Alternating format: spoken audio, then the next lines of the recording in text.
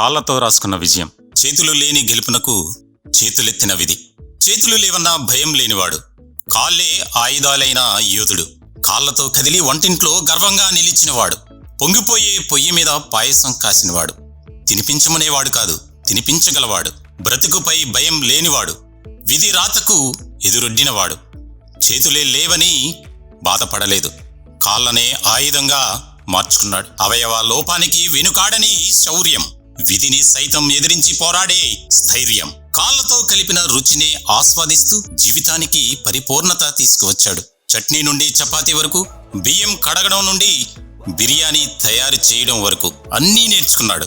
ప్రతి వంటలో ప్రేమ పరిమళం చూపించాడు. కష్టం తన చుట్టమైందని ఏడవలేదు, సాధనలతోనే సగర్వంగా నడిచాడు. అతను వేసిన ప్రతి అడుగు ప్రేరణ గీతంలా మారింది. అతడి జీవితం మనకు పాఠం. సాధ్యం చేయలేనిదేమీ లేదు అని చాటాడు. మిత్రమా, ఆలస్యం చేయకు, చూసి నేర్చుకో. కాళ్ళు కూడా కలల్ని మోస్తాయని తెలుసుకో. అతని స్థైర్యం మనకు స్ఫూర్తి కావాలి. అతని జీవితం మన గెలుపునకు బాట కావాలి.